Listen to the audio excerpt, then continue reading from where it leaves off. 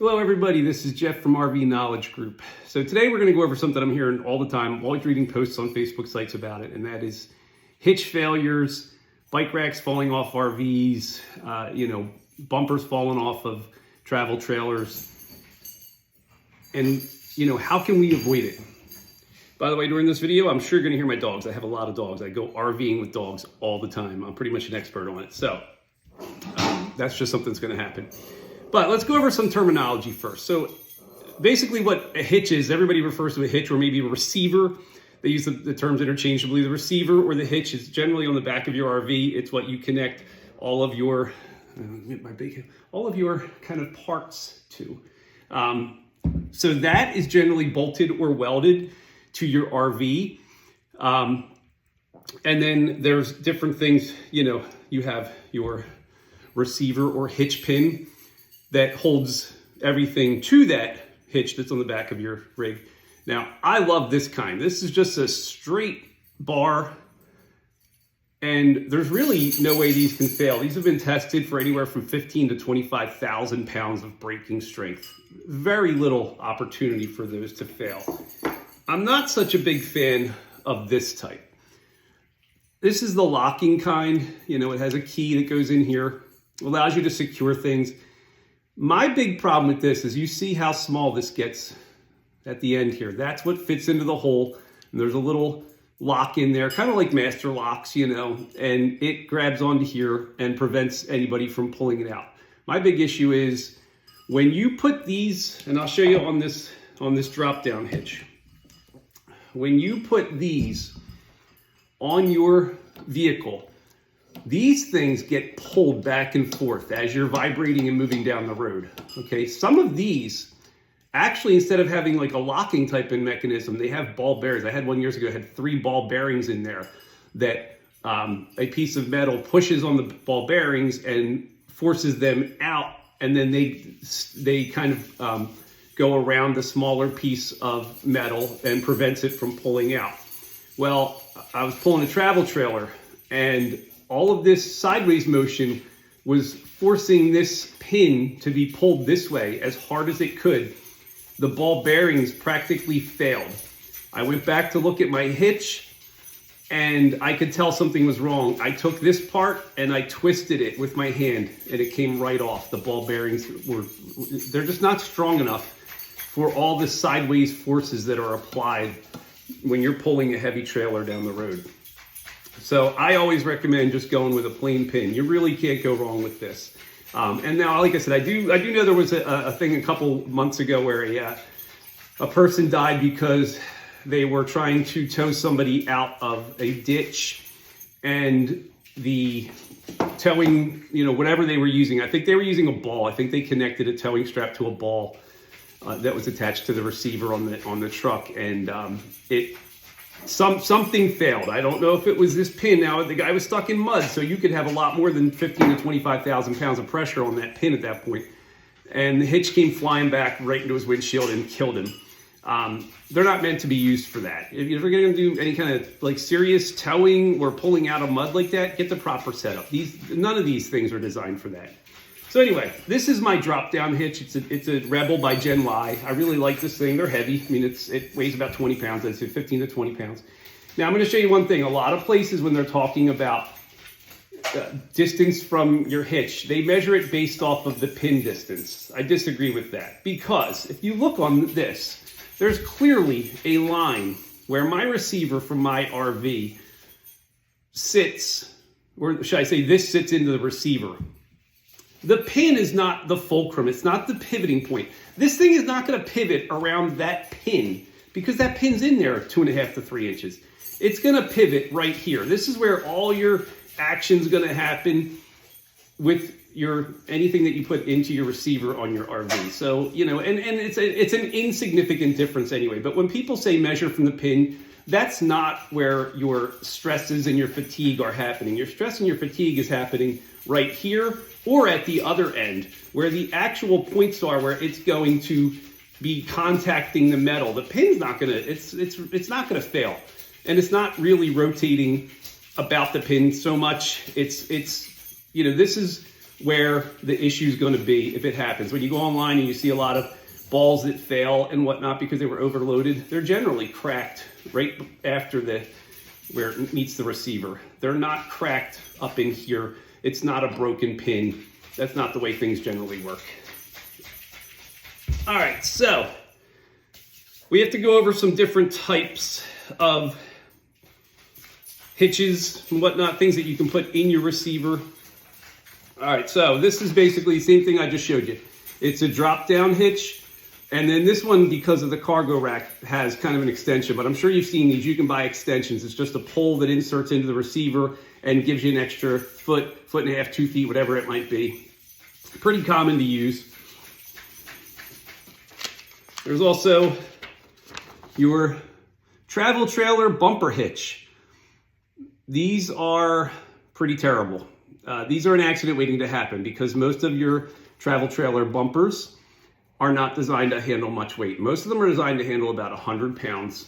People slap these on, they throw spare tires on them, and then they put bike racks on them because you can fit these, or bolt on, you can fit them, different places on the bumper. And next thing you know, your bumper's overloaded.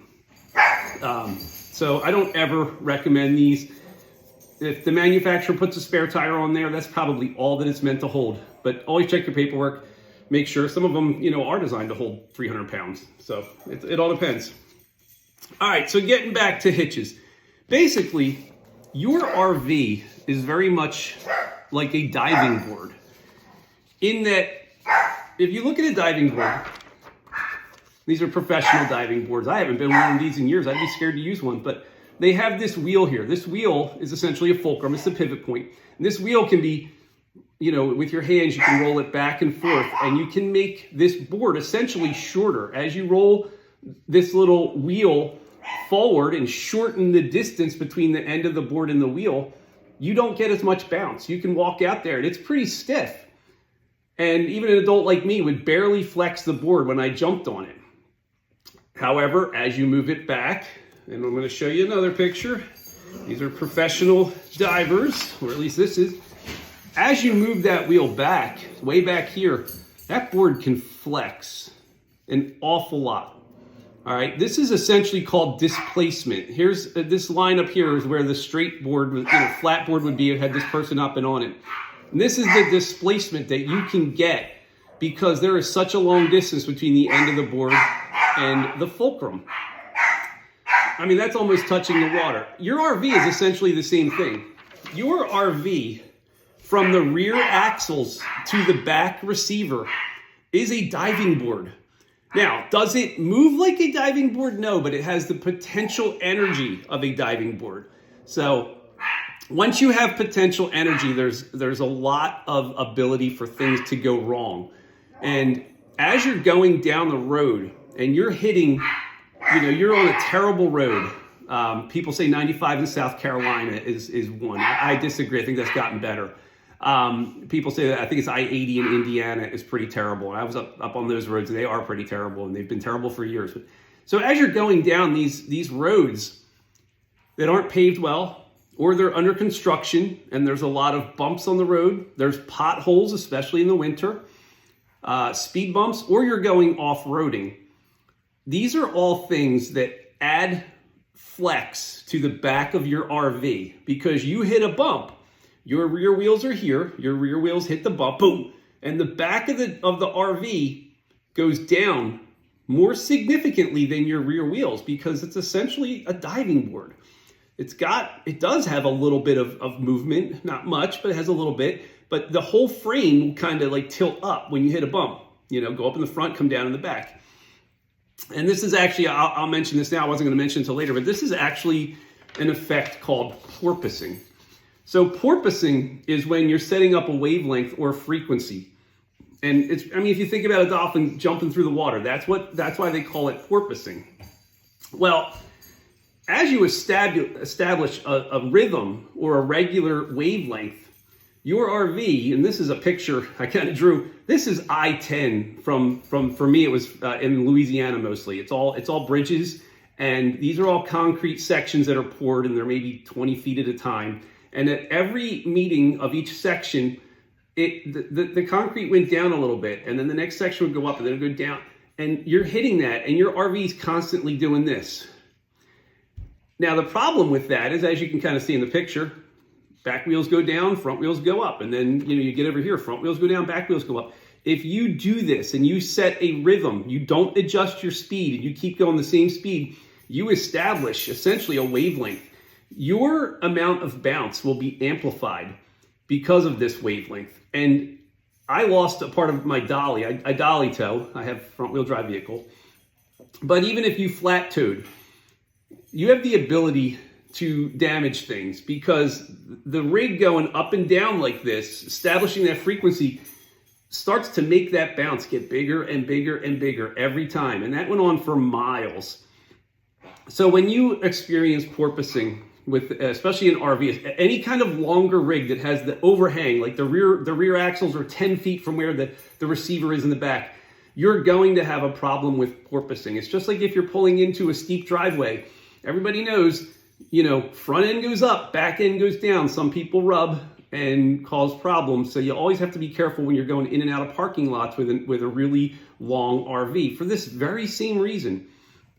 So the way to avoid porpoising is to go, number one, when you hit a garage or a parking lot with a big, kind of a slope, you don't hit it at 30, 40, 55 miles an hour, right? You go slow. In your head, you just inherently know, I have to go slow. Well, with porpoising, you should slow down. You should adjust your speed so that even if you don't want to go 55 miles an hour the whole time, because that's still going to set up a wavelength. You want to adjust your speed 55, then maybe go 58, maybe drop it down again, and just keep adjusting. And that keeps this wavelength from being established, and it doesn't amplify the bouncing as much. All right. So I'm going to be reading from some notes because I don't want to forget anything here, and I don't want to give you any misinformation. I don't want to, cause incorrect information to be out there. So let's see. Okay, especially if, by the way, if you're going off-roading and if you're hitting speed bumps, most manufacturers of anything that you're going to put on your RV receiver or hitch, and I'm mostly talking about bike racks and cargo racks, they do not recommend that you use them for off-roading, or if you hit a speed bump, they recommend about 6 miles an hour, because speed bumps are generally 3 to 6 inches tall. And there's a heck of a lot of force that can be generated when you hit a speed bump at a decent speed and your back end goes up and then drops down real fast. Well, there's a lot more force on the back end of the RV than there are at the rear wheels. So the rear wheels drop and then the back end's like slam. That can cause a lot of stress and fatigue on anything that's attached to your hitch or the receiver on your RV. Everybody's seen pictures. I'll show these pictures now of some of the things that can happen to an RV hitch. All right, so here you have hitch failure. The weld broke. This is the actual hitch where the weld broke. I mean, maybe it was a terrible weld. Sometimes these are bolted on and the bolts fail. But that's one way that your hitch on your RV can fail. And then you have another one, which is frame failure. So right here, the frame of the RV, that obviously this is bolted onto, probably an F53 frame it looks like, broke. Now, the reason this can happen is when you have the F53 motorhomes and possibly some fifth wheels, the F53 motorhomes come out of the Ford factory a certain length. If, say, I have a Thor wants me to have a longer motorhome. They take it to someplace like Moride, who welds on extensions to the existing Ford F53 frame. They might bolt them on and weld them, who knows. But essentially, they might be adding 4, 5 feet, 6 feet of extension to the original Ford frame. I mean, Ford doesn't really care. Once they sell it to you, do whatever you want. However, this is creating a weak point on your RV. And where do things fail? They fail at weak points. So when you're putting these extra frames on, you're adding a lot of forces, and they're essentially in the down and up direction. They're called G forces. These forces can destroy frames and hitches and hitch components pretty quickly. If you're not careful, you got to watch for rust. There's all sorts of things you got to watch out for. So, because here's what happens is not only as your RV is going up and down the road, it's got the up and down forces just from bouncing, all right? It's got the left and right forces because whatever's behind you or on you is moving as you're moving. It's moving left and right. And you also have what we call torque or rotational or twisting forces. And that is if you've got a bike rack on the back of your RV, all right, and it's a flat thing. The bike is not the same weight with the rear tire as it is with the front tire. It's uneven, right? Pretty much nothing that you're going to put on a cargo rack, a bike rack, is going to have an equal weight front to back. That's just not the way things are designed. So you get the twisting forces as you're going down the road, and this weight is moving in different directions. So you essentially have three different forces acting on your receiver and your hitch components at the same time. And these are things that we want to avoid. The more that you increase your speed, the worse these forces are going to get. It's just simple physics. You know, if you're in a construction zone and that road is terrible, do you still go 80 miles an hour, 70 miles an hour? No, generally you slow down. You're like, man, these roads are horrible. And you slow down. Like I said, your brain just kind of knows, I better slow down. It's getting a little messy around here. That helps to lessen the forces, the G forces that are especially going up and down on your hitch components. And as I said, manufacturers recommend that if you go over a speed bump, you do no more than 6 miles an hour. So sometimes when you enter a construction zone, it's not simply for construction worker safety. It's because they know the roads are terrible. I saw a video the other day of a trailer carrying some RVs, some tractors, some travel trailers. And it was a construction zone, and there was a bump. Every time you see bump in the road, well, they do that for a reason. This thing, the rear wheels of that trailer hit that bump, and I think there were 3 travel trailers on the back of the trailer. The last travel trailer looked like it was going to fall off. And it was just, the thing almost hit the ground. So, you know, that's why you have to be careful with your speed, and you have to know the road conditions, and you kind of have to know your rig. Here's another picture of something that is common, especially with the bumper hitches. This is a travel trailer bumper, and you know, they've got the bolt-on hitch, they've got a spare tire on there, and then they put a bike rack on here. Recipe for disaster, obviously. You can see cracked bumper. Even with safety struts I think go up to about 400 pounds. It's still a lot of weight to be putting on your bumper. And your bumper, even with safety struts, your bumper still could fail, and you won't know it because the safety strut is essentially holding your bumper on there. And then maybe one day you take the safety strut off and your bumper just falls right off. Stress fractures, fatigue, it's stuff that you really have to look for. I'm always climbing under my rig. I'm hitting it with rust repellent and, you know, all sorts of waterproof kind of stuff to prevent rust from settling in and therefore causing problems like this. Here's one, you know, I just took all these off the internet. Someone says that they, let's see, the bolts snapped and the weight of the spare tire carrier bent down the hitch. You know, that's another one. These spare tires, if this is a motorhome, which I believe it is, yeah, motorhome looks like it may be a diesel pusher. Those spare tires, what, 200 pounds with the wheel? Somewhere around there, 150, 200 pounds when they're fully inflated. That's a lot of weight on the hitch. And then in addition, they're towing the car, and generally flat towing doesn't put a lot of down, you know, tongue weight on the hitch. But just the stress is, if this has, you know, been driven around for, you know, 30, 40, 50,000 miles, the stress has finally got to it, caused a failure. All right, so another thing we're going to go over is whenever you're using an extension such as this, or just the poles that, you know, give you an extra couple feet, you have to understand that there is a reduction in the tongue weight when you do that. It's usually for my particular drop down hitch, or you can use it raise up or drop down, either way, it's about 10%. So I automatically lose 10% of my tongue weight, which is, I want to say I got a 7,000 pound, it's either 7,000 or 8,000 pound, I can't remember right now, hitch, but I lose, so it's 700 to 800 pound tongue weight. I lose 10% of that right off the bat as soon as I add anything to the hitch. And the reason is because anytime you're increasing the distance from the receiver or the hitch on the back of the RV to something else, you're increasing distance, you're increasing the down forces, you're losing the amount of weight that this hitch on the back of your RV can support. As you go further and further out, you lose the ability to carry more and more weight. I have a cargo rack that I carry a scooter on. Now this cargo rack's great. I have a Ford Maverick, works great for me. I can put my tailgate down while using this cargo rack. It's low enough and it's the cargo rack extends out far enough. It just happened to work out that I can put my tailgate down while my cargo rack is attached. So I never have to take it off. I never have to worry about getting that ding in my tailgate because it slams on my cargo rack. However, it adds about 2 feet to the length of my cargo rack. So from my receiver on my truck to the beginning of the cargo rack is already about 2 feet. And then the cargo rack is 36 inches wide. I think it's about 36 inches wide, somewhere around there.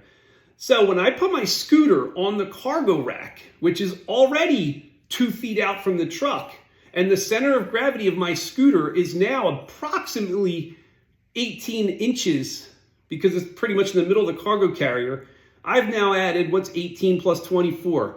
You got 34, you got 42 inches. I've added 42 inches of length from my receiver on my truck to the center of gravity of my cargo carrier. That's a long distance, okay? My cargo carrier is rated for 500 pounds.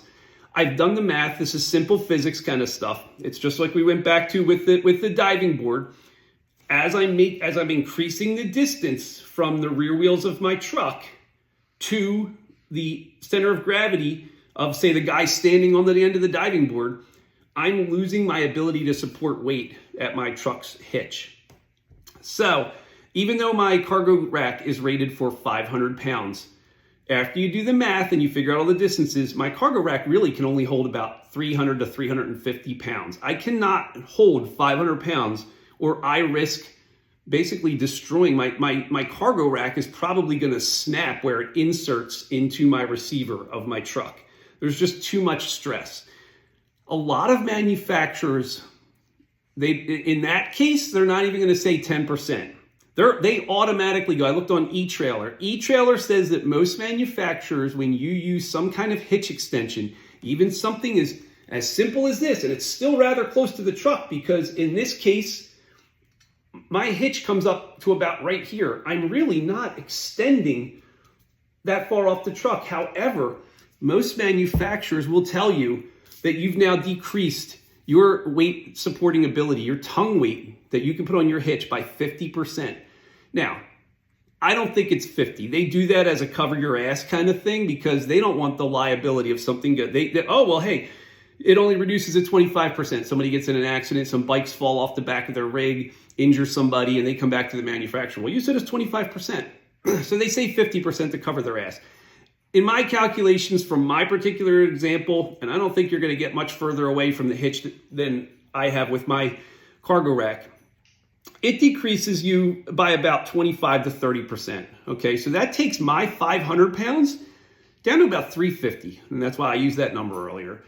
Now, something that you can do is very important when you're using anything on your hitch is get those anti-wobble, anti-rattle stabilizer doohickeys that they sell. I mean, essentially what they do is they keep this part from doing this wiggle while it's in the receiver, all right? And that's extremely important because if this wiggles even a little bit, it's adding stress to here and to your hitch somewhere, whether it's the frame or it's the bolts or it's the welds. It's anytime you have a little bit of play in it, it's going to add a little bit of extra stress and extra forces to your hitch or to your parts of your hitch, whatever you want to call it.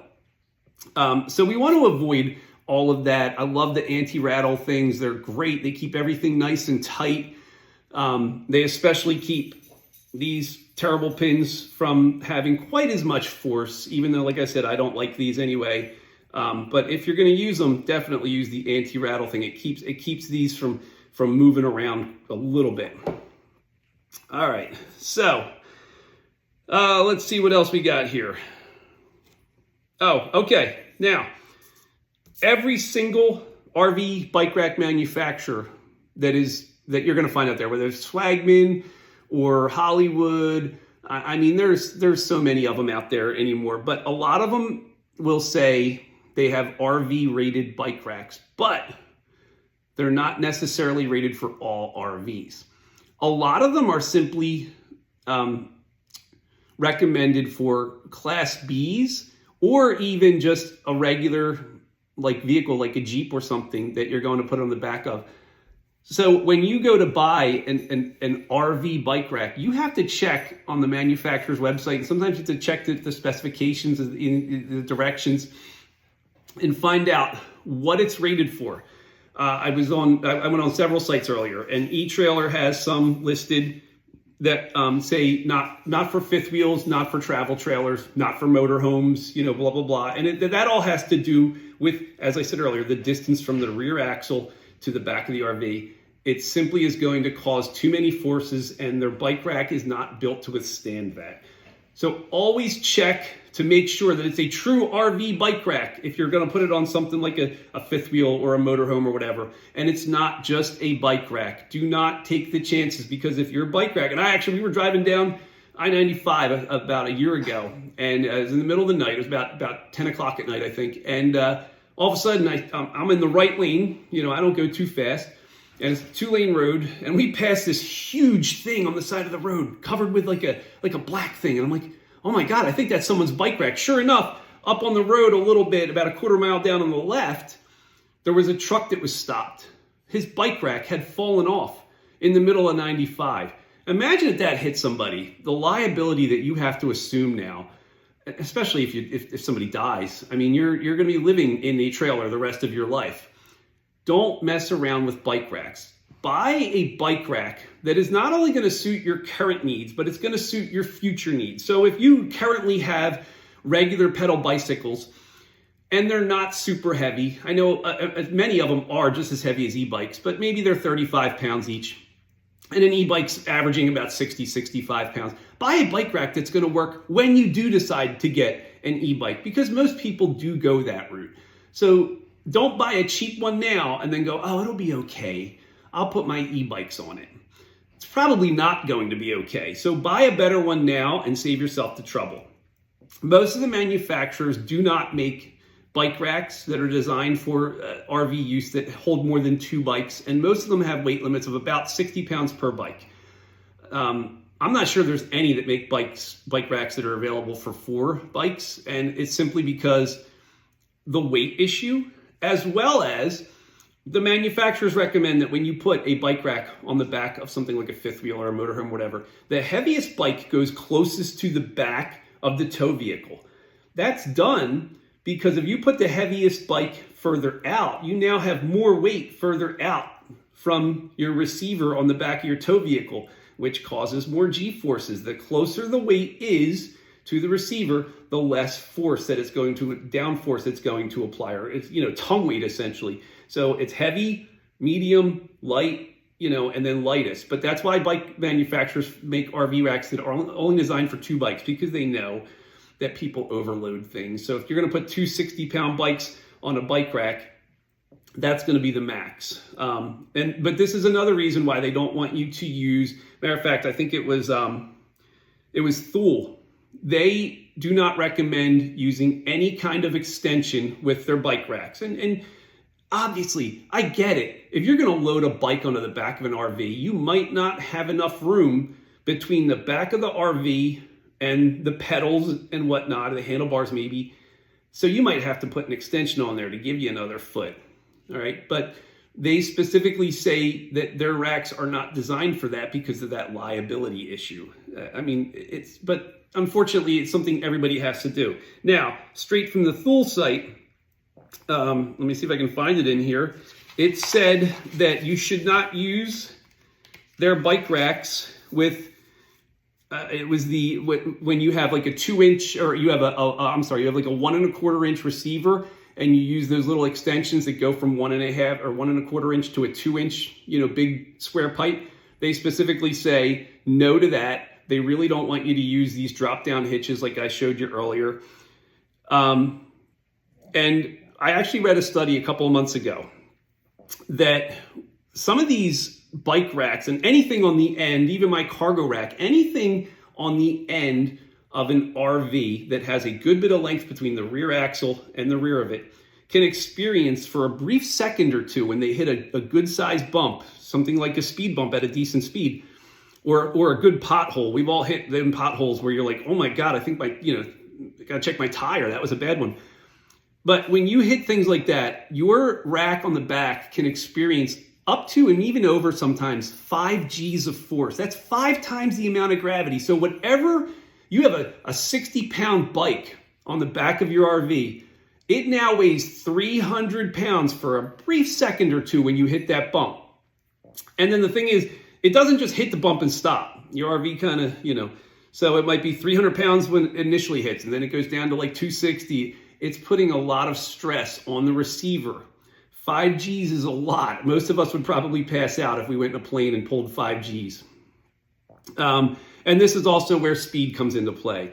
As you go faster, the G forces are going to increase. Thule it might not have been Thule, it might have been Hollywood. Recommends no more than 80 miles an hour for their once again, that's cover their ass thing. I don't know if anybody's gonna be going over 80 miles an hour, but they do have, they do thorough testing and they do have speed limits set. Let's see what else here. We went over that. That might be about it. So the important takeaways here, get racks that are designed to be put on the back of a motorhome or fifth wheel or travel trailer, because some of those do have hitches that are secured to the frames as opposed to the bumper. Get racks that work. They're truly RV rated, not just say they're RV rated. That you go on their website, the manufacturer website, you make sure that they're going to be able to support the weight. They're designed for the purpose that you're using them, that your tongue weight is able to support those racks. And don't forget that the further out you increase the distance from the receiver on the back of your vehicle, the more weight that's going to be on the tongue, and therefore the less weight your tongue can actually support. There's not a lot that you can do to change that. Watch out for porpoising. If you hit those roads where you're experiencing porpoising, and you'll know it. I mean, we've all been down those roads where it's like clunk, clunk, clunk, clunk, clunk. It's like you're listening to music almost. It's setting a beat. Those are the roads where you're setting up. If they do have those dips in Pennsylvania through I-78 is terrible with that. I mean, you just the whole time you're just doing that and clunk, clunk, clunk, clunk, clunk, clunk. Those are the roads you need to slow down, adjust your speed, because you are setting up that porpoising, and you might get to your location and be like, what the heck happened? You don't even think about it, and it was that porpoising that you set up way back when. Always check your hitches, double check everything when you get out. Always check to make sure everything's still secure. Get under your RV, check your receiver, check your hitch, whatever you want to call it. Make sure that there's no stress fatigue, there's no cracking, bolts are tight, welds aren't broken. Check your frame. If you got the F53 chassis, check your frame further up where it attaches to the original F53 chassis. Make sure everything there looks good, because it might not just be where the receiver meets. It could be further up where something's broken, and you don't want that.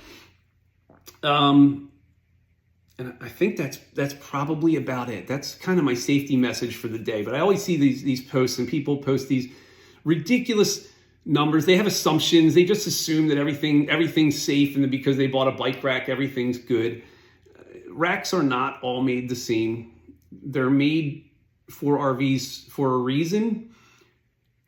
Protect yourself. Don't get sued by anybody, because if something happens on the road, I guarantee you, I'm sorry and I didn't know are probably a lawyer's 2 favorite phrases, because that basically says you didn't do your homework. And now you're going to be held responsible because you were negligent. They call it negligence. That's what happens. They'll still just say, well, you were negligent. And now you're in a bind. So protect yourself, spend a little bit of money now, and prevent any possible problems in the future. All right, this is Jeff from RV Knowledge Group. Have a great day.